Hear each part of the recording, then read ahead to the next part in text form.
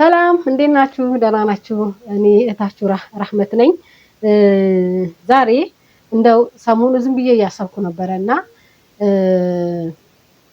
ዝም ብዬ እያሰብኩኝ ምንድነው ሳስብ የነበረው መዝሙረ ዳዊት ምዕራፍ 1ን እንደ ኢቫሱ ዚሲር መዝሙረ ዳዊት ላይ ነበር የቆየ ነው እና እግዚአብሔርን ስለመፈለግ ነበር እና በጣም መዝሙረ ዳዊት እጅግ በጣም ደስ የሚል መጽሐፍ ነውና ዝም ብዬ ዛሬ ወደ ኋላ መለስ ብዬ መዝሙረ ዳዊት ምዕራፍ 1ን ለመመልከት እየሞከርኩ ነበርና እርግጥ ሁላችንም እናውቀዋለን መዝሙረ ዳዊትንና ኢቭን ኢፍ ከልጅነታችን ጀምሮ በጣም በቃላችንም ሽምድድ አድርገን ያዝነው ነውና ግን ቁጭ ብዬ ለማሰብ እየሞከርኩ ነበርና እስቲ ለእናንተ ደግሞ ይዤ እስቲ አብረን እንጨዋወተው ብዬ አሰብኩና ዛሬ መጥቻለሁ። ስለዚህ ከእግዚአብሔር ቃል ከመዝሙረ ዳዊት ምዕራፍ 1 ሁለቱ ሰዎች በሚል አብረን እንመለከታለን። ሁለቱ ሰዎች ብሎ እዚህ ጋር ያስቀመጠው ምስጉኑና ደግሞ ክፉ ስለተባለው ሰው ነው የሚናገረው ክፍሉና ይሄ ምስጉን የተባለው ሰው የራሱ የሆነ መገለጫዎች አሉት። ደግሞም ክፉ የተባለውም ደግሞ የራሱ የሆነ መገለጫዎች አሉት እና ይሄ ምስጉን ስለተባለው ሰው ለማየት እግዚአብሔርን ቃል አነባዋለሁ። እንደዚህ ይላል፣ ምስጉን ነው በክፉዎች ምክር ያልሄደ፣ በኃጢአተኞች መንገድ ያልቆመ፣ በዋዘኞች ወንበር ያልተቀመጠ፣ ነገር ግን በእግዚአብሔር ሕግ ደስ ይለዋል፣ ሕጉን በቀንና በሌሊት ያስባል። እግዚአብሔር ይመስገን። ይሄ ምስጉን የተባለው ሰው የመጀመሪያው መገለጫው በክፉ ምክር ያልሄደ ነው። ምክር ከባድ ነው አይደል? መክረን ሰውን ከክፉ መንገድ እንመልሳለን። እንደዛው ደግሞ መክረን ደግሞ ወደ ክፉ ደግሞ እንከታለን እና ምክር በጣም ፓወርፉል ነው። በዛው ልክ በኃጢአተኞች መንገድ ያልቆመ፣ ኃጢአተኞች የራሳቸው ምን አላቸው? መንገድ አላቸው እና በመንገዳቸው ደግሞ እንድንቆም ይፈልጋሉ። ግን ይሄ ምስጉን የተባለው ሰው በእነዚህ በኃጢአተኞች መንገድ ደግሞ ያልቆመ ነው። ይሄ ምስጉን የተባለው ሰው ደግሞ ዋዘኛ የተባለው ደግሞ በዋዘኛ ይሄ ምስጉን የተባለው ሰው በዋዘኞች ወንበር ያልተቀመጠ። ዋዘኞች ምን አላቸው? ወንበር አላቸው አይደል? ቆንጆ ወንበር አላቸው እና በእነዚህ ዋዘኞች ወንበር ያልተቀመጠ እና ታዲያ ይሄ ምስጉን የተባለው ሰው ምንድነው ታዲያ መገለጫው? አይኖ በክፎች ምክር አይሄድም፣ በኃጢአተኞች መንገድ አይቆምም፣ በዋዘኞች ወንበር ደግሞ አይቀመጥም። እና ታዲያ ምንድነው የሚያስደስተው? ቃሉ እንደዚህ ይላል፣ ነገር ግን ይላል። ነገር ግን አፍራሽ ናት አይደል? ነገር ግን በእግዚአብሔር ሕግ ደስ ይለዋል።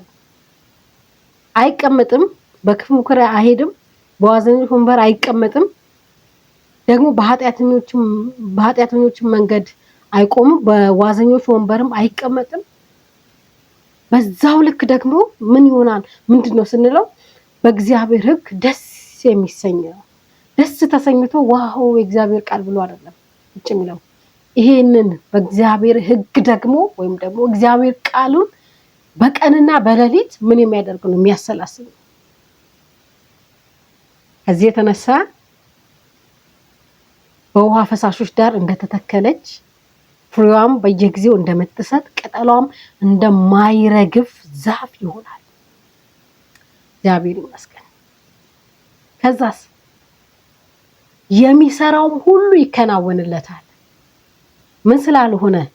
በክፎች ምክር ስላልሄደ፣ በኃጢአተኞች መንገድ ስላልቆመ፣ በዋዘኞች ወንበር ስላልተቀመጠ። ይሄ ቀላል ነገር አይደለም። ባይዙ አሁን እዚህ ጋር ቆሜ ስናገር ምናምን በጣም ነገር ቀሎ ምናምን አይደለም። በክፉ ምክር አለመሄድ ቀላል ሆኖ አይደለም። በነገራችን በኃጢአተኞች መንገድ አለመቆም ቀላል ሆኖ አይደለም። በዋዘኞች ወንበር አለመቀመጥ ቀላል ሆኖ አይደለም። እግዚአብሔር ጸጋን ካላበዛ በስተቀር ግን ይሄንን እግዚአብሔር አስችሎት ከዛ በእነዚህ አይነት ወዮች ስላልሄደ ምን ያደርገዋል? እግዚአብሔር ፍሬዋን በየጊዜው እንደምትሰጥ ቅጠሏም እንደማይረግፍ ዛፍ ይሆናል። የሚሰራው ሙሉ ደግሞ ይከናወንለታል። ይሄ ምስጉን የተባለ ሰው እግዚአብሔር ይርዳን፣ እግዚአብሔር ያግዛል። ታዲያ ሁለተኛው ሰው ክፉ የተባለው እዚሁ ክፍል ላይ ክፉ ደግሞ ምን አይነት ነው ስንል እንዲህ ነው የሚለው፣ ክፉዎች ግን እንደዚህ አይደሉም። እንደምን እንደ ምስጉኑ ሰው አይደሉም። እና እንደምንድን ናቸው ስንል ክፉዎች ንፋስ ጠርጎ እንደሚወስደው ትቢያ ናቸው። እንትን የላቸውም፣ ፋውንዴሽን የሌላቸው ናቸው። የሆነ ሰዓት ንፋስ ሲመጣ ንፋስ ጠርጎ እንደሚወስዳቸው ትቢያ ናቸው ይላል። ስለዚህ ክፉዎች በፍርድ ኃጢአተኞችም በጻድቃን ማህበር አይቆሙም። በጻድቃን ማህበር አይቆሙም። ያኔ በሰማይ ስንሄድ ያኔ አይቆሙም። በእግዚአብሔር ፊት ሊቆሙ አይችሉም። እግዚአብሔር የጻድቃንን መንገድ ያውቃልና። አንዳንዴ አያውቅም እንላለን። እግዚአብሔር በቃ ጌታ ሆይ እኔ በጽድቅ መንገድ እጄ እንዲህ ሆኜ እኔ ኃጢአትን እምቢ ብዬ ምናምን ብለን በጣም በሚደርስብን ቻሌንጆች እግዚአብሔርን ኮምፕሌን ልናደርግ እንፈልጋለን። እግዚአብሔር ምንድነው? እግዚአብሔር የጻድቃንን መንገድ ያውቃል። እና ዛሬ የተሳካላቸው የሚመስሉ ክፉዎች መጨረሻቸው ምንድነው? የክፉዎች መንገድ ግን ትጠፋለች፣ ጠፊ ናት። እግዚአብሔር ግን የጻድቃንን መንገድ ያውቃል። እና አንዳንዴ ጀስት እምቢ የምንላቸው ብዙ ነገሮች አሉ አይደል? እንደ ክርስቲያን ከዛ እግዚአብሔር ደግሞ ጸጥ ይለናል ምናምን ላይክ እግዚአብሔር ሆይ አትናገርም፣ አትወርድም፣ አትንቀሳቀስም እንደምንልባቸው ሁኔታዎች በህይወታችን ይፈጠራሉ። ግን እግዚአብሔር የጻድቃንን መንገድ ያውቃል፣ የክፎች መንገድ ግን ትጠፋለች። ስለዚህ ወንድምና እህቶቼ በርቱ፣ በጽድቅ መንገድ መሄድ በርቱ፣ በክፎች ምክር ባለመሄድ በርቱ፣ በዋዘኞች ወንበር ባለመቀመጥ በርቱ፣ በእግዚአብሔር ሕግ ደስ መሰኘታችሁን በርቱ፣ ቃሉን ማሰላሰላችሁ ላይ በርቱ።